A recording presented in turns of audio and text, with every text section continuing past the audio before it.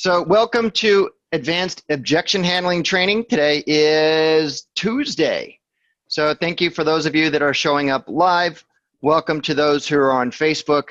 And if you're watching this on the record, welcome to you as well. So like always, we start off with the fundamentals. And the first fundamental is you can make up in skills where you lack in numbers. Remember, as you practice, you don't get better at anything without practicing. That is true in every walks of life. So if you're not practicing your objection handling, if you're not practicing your presentations, you're just winging it, and that is not in control of your business. So in this group, we really focus on practice. The person who asks the questions always controls the conversation, and you cannot change a person's perception or belief. Only they can, and you do that through questions.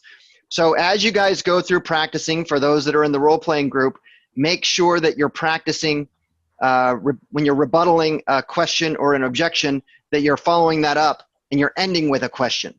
That's the only way that you're going to be able to walk someone down the path of changing their perception. You don't have a lead until you know their why and when. So everything that you do, and this is in all walks of life, guys, is that especially in sales, especially in real estate, every question that you ask, the whole focus is finding out somebody's why. Now, this doesn't just tie into, and we're going to tie into this during this training session, because there are some very unusual objections that came up. You have to dive down and you have to find out why. Why are they moving? Why is this important to you? Why are you asking me that? Right? And we're going to talk about that. And then the last one is, when in doubt, mirror their objection as a question.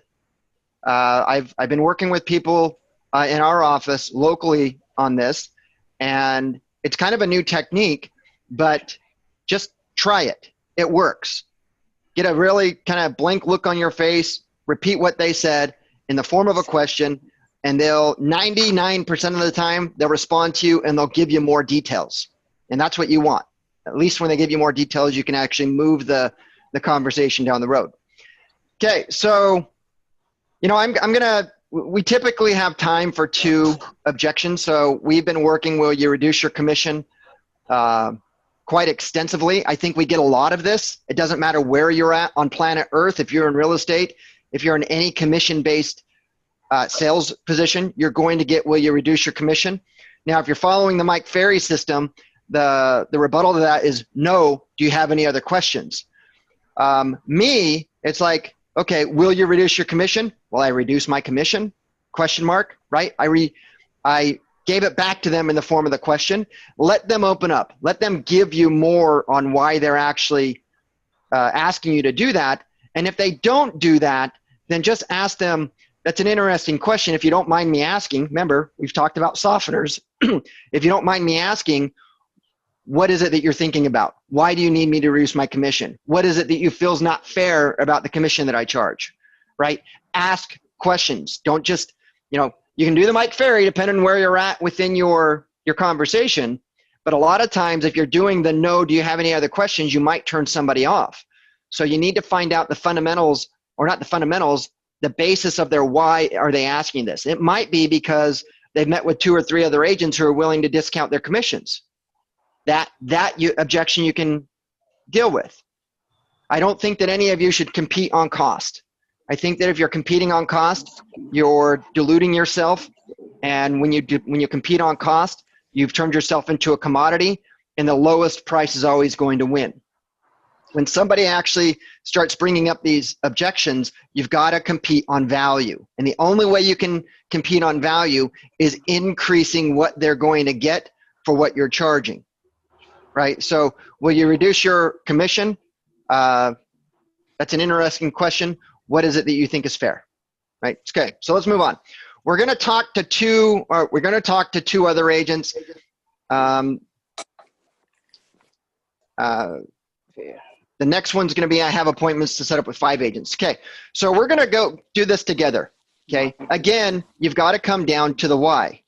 So the way that you're going to respond to this, if you're on the phone prospecting, it's going to be different than if you're actually sitting at the kitchen table.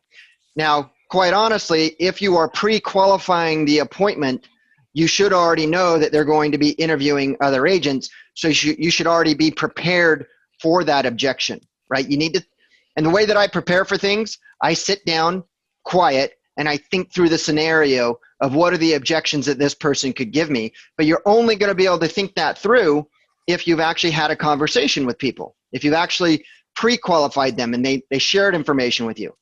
So we're going to talk with 2 other agents. Let's just say that, we have rapport with them. We're on the phone with them. We're pre-qualifying. And they go, you know what, Brett, we're going to talk with 2 other agents. And I'm going to say, Mr. and Mrs. Seller, I think it's always great keeping your options open. Notice how I did what's called a level shift. They said that they were going to talk with 2 other agents. I switched that in to actually, hey, that's a great idea to keep all of your options open. Truth be told, I can't fault somebody for doing that, because if I was hiring a real estate agent, if I wasn't a real estate agent, if I was interviewing a real estate agent, if I was interviewing an attorney, I would talk to multiple attorneys, multiple professionals, because I want to get to know them, right? I want to make the right choice.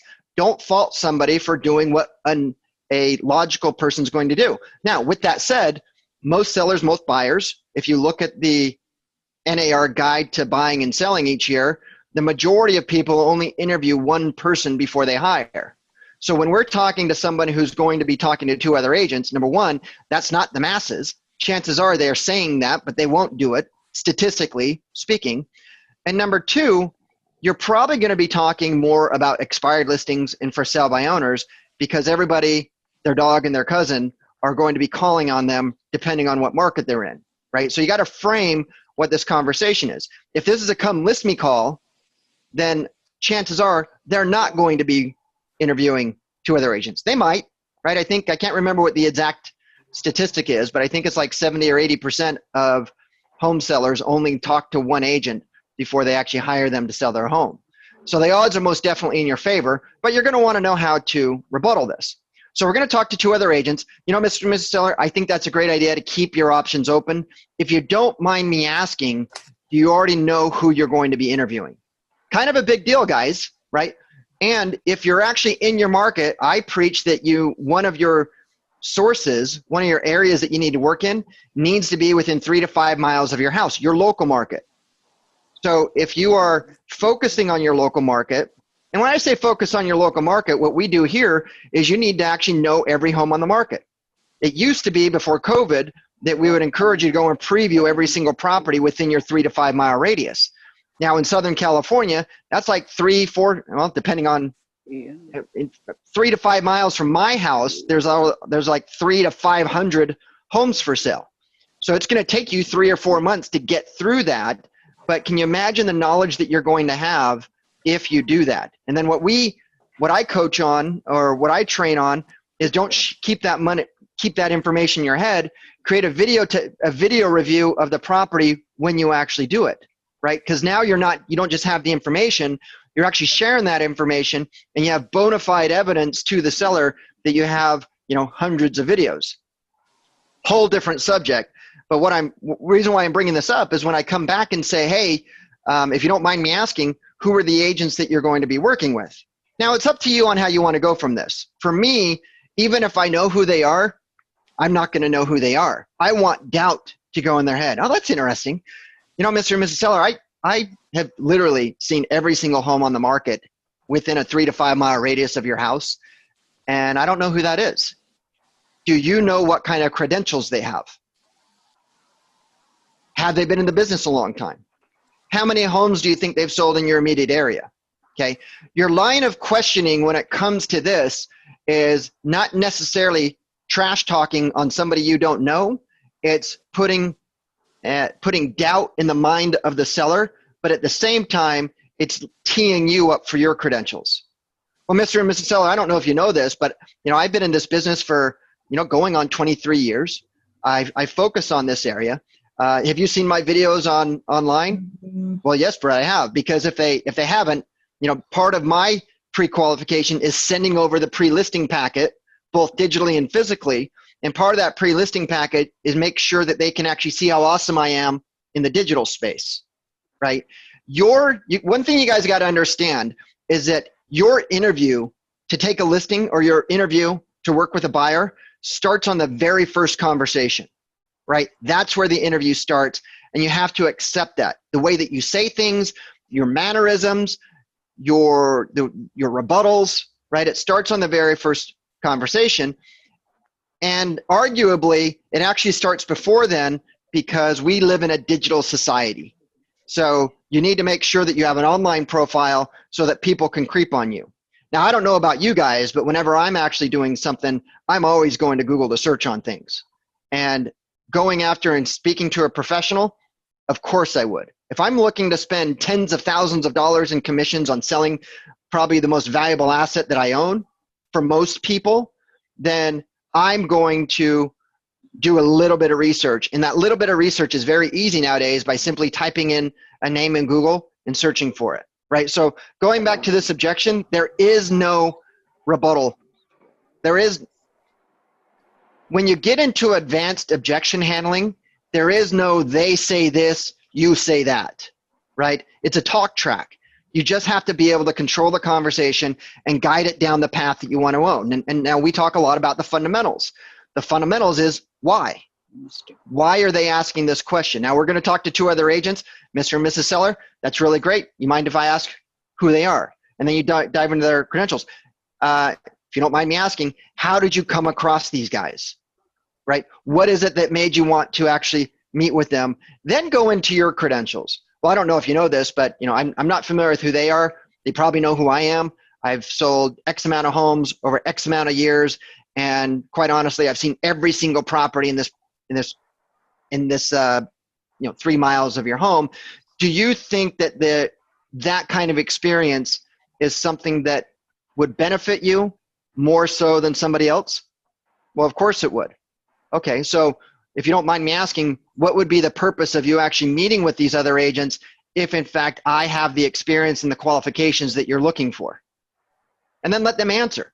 Notice how I'm not telling. And for those of you that have actually talked to me on the phone or in person, I don't tell, right? Telling is not selling. That's the common saying. So you got to get into the asking questions, and this objection is no different. Now, same thing goes up with this one. I already have appointments set up with 5 other agents. Holy mackerel, 5 other agents? You really don't want to be the 6th, do you? What does that tell you if somebody, now a lot of people or a lot of agents who don't have a lot of appointments to go on, and I'm not saying that you should walk away with this, but you actually have to qualify situations for your time.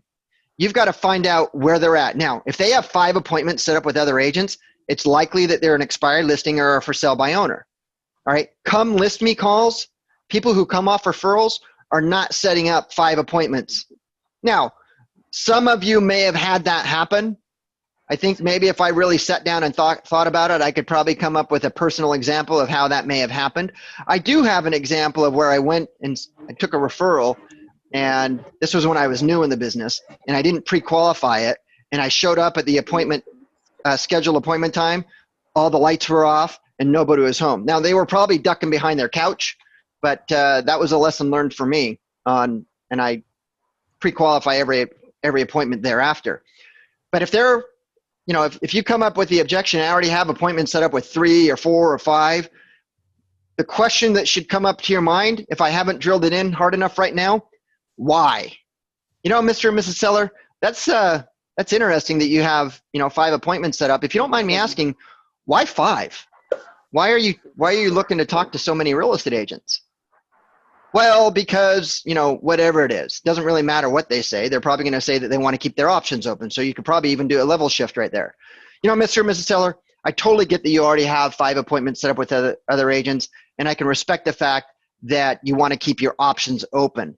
If you don't mind me asking, why 5 agents? What is it that you feel that you're going to get from meeting with, 5 different agents? Well, we want to make sure that we hire the best agent for the job. Oh, that's interesting. So you're looking for, I'm repeating, I'm acknowledging, right? It's active listening. Oh, so you're looking to find, you're not just looking to just interview agents. You're actually just looking to find the right agent to sell your home. Am I right? Yes. Okay. Now, for most homeowners, right? Now we're deflecting again. We're not talking directly to them, but it's a one-on-one conversation. So we are talking directly to them.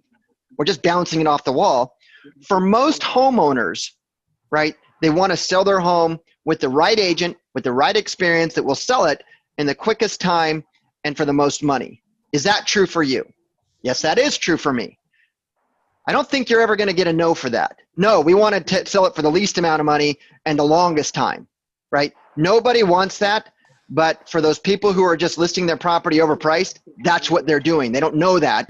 This is probably an expired listing. So I already have appointments set up with 5 other agents. Acknowledge, I totally get that you want to keep your options open.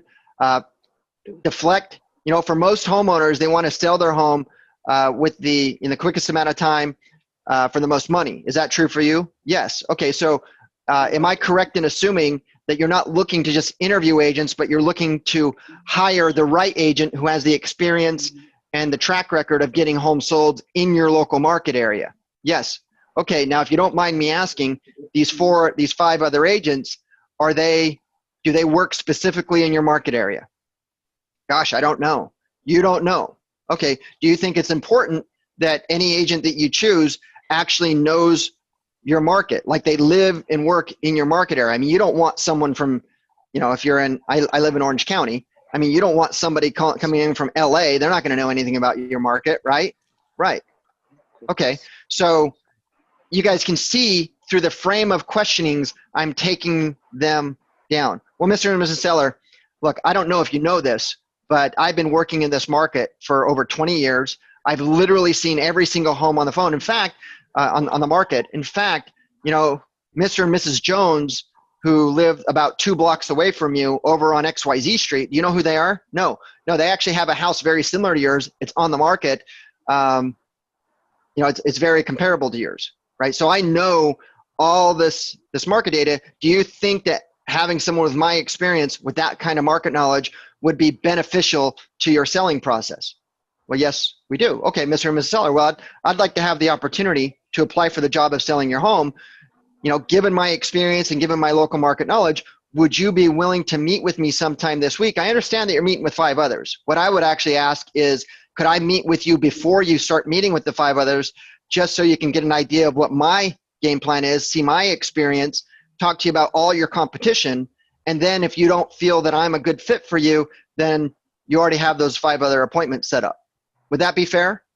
Right? Now, guys, look what I just did. I gave them an option. I gave them this or that. It's like, would you be willing to meet with me before you meet with the others?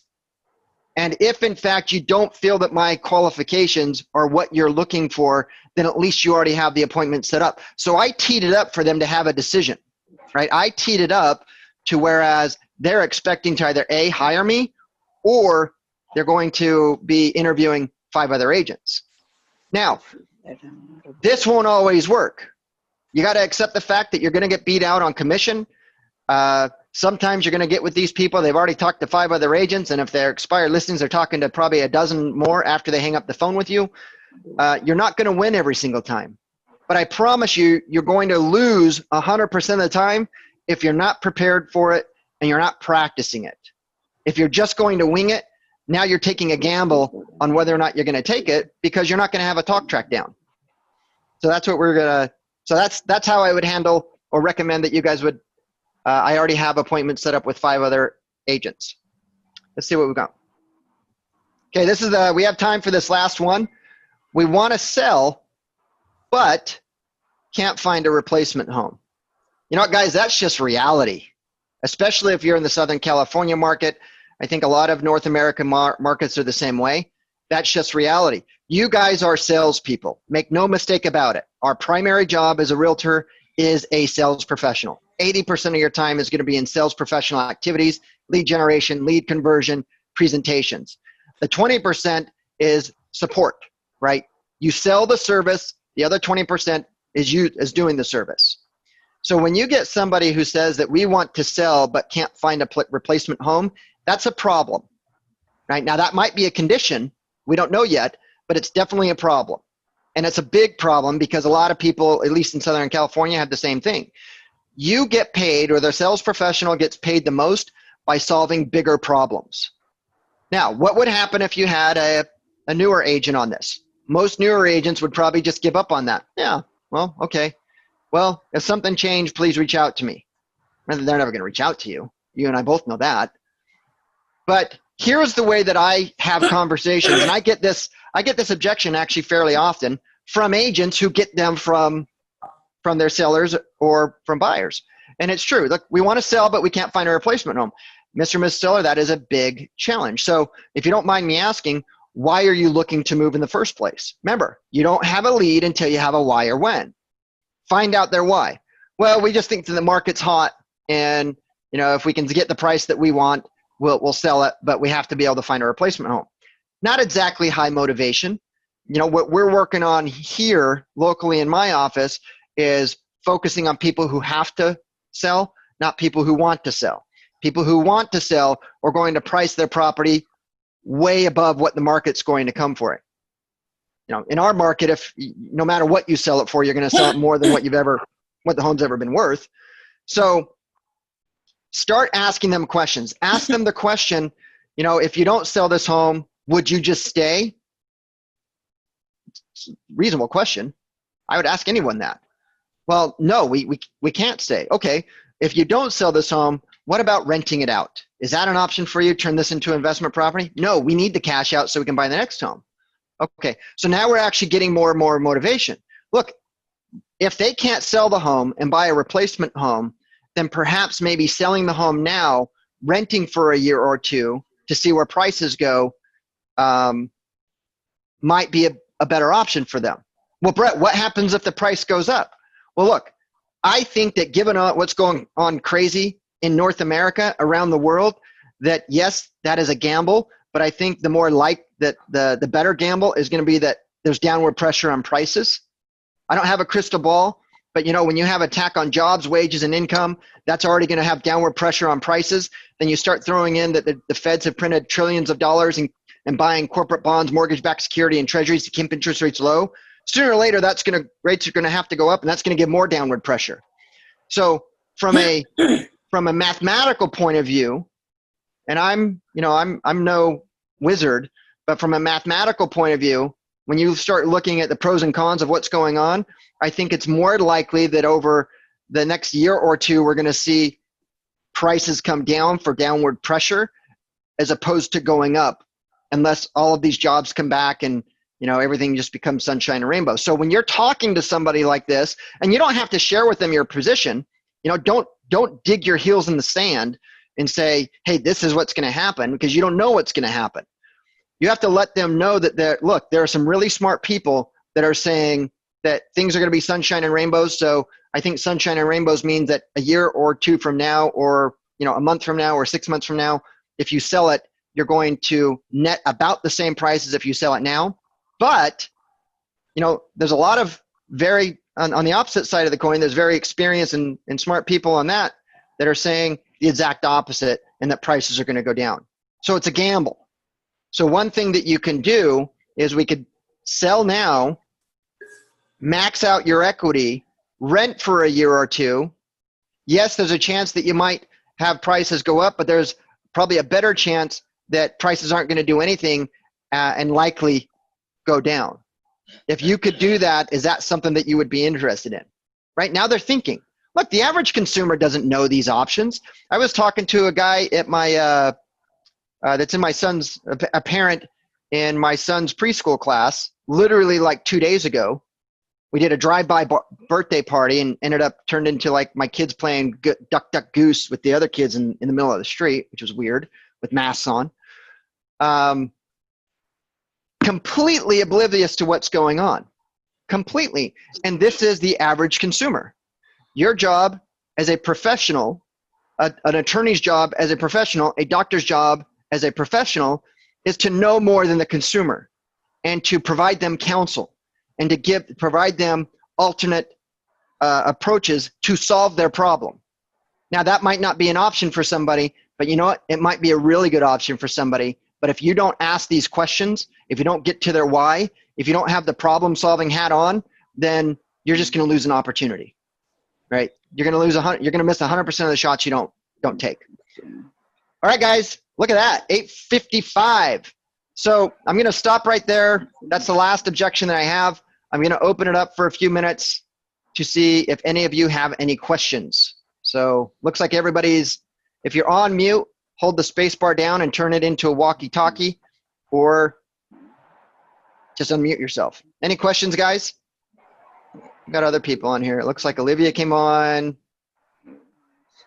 Looks like we got a bunch of people on. I would like an idea, hybrid.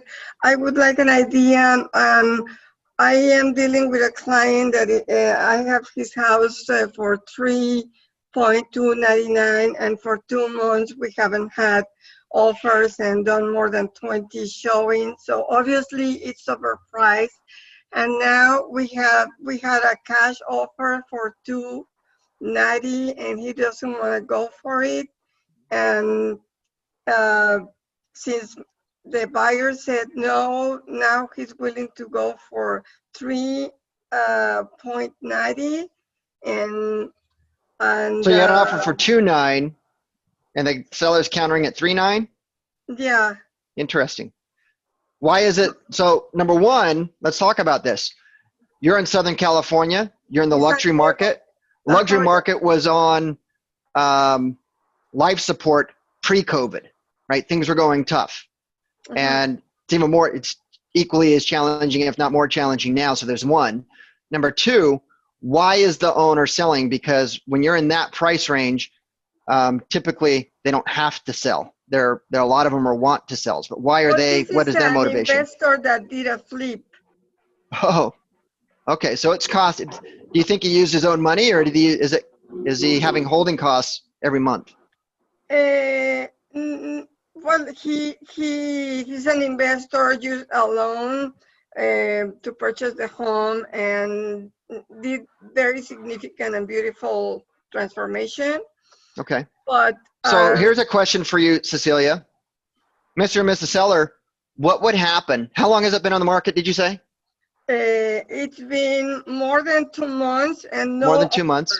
And how many showings you said? 20? Excuse me? How many showings did you say? 20? More than 20. More than 20? And do you know how much it's costing them to hold that property every month? Yes. How much? I don't have the number in my head right now. Okay, so here's what I would ask.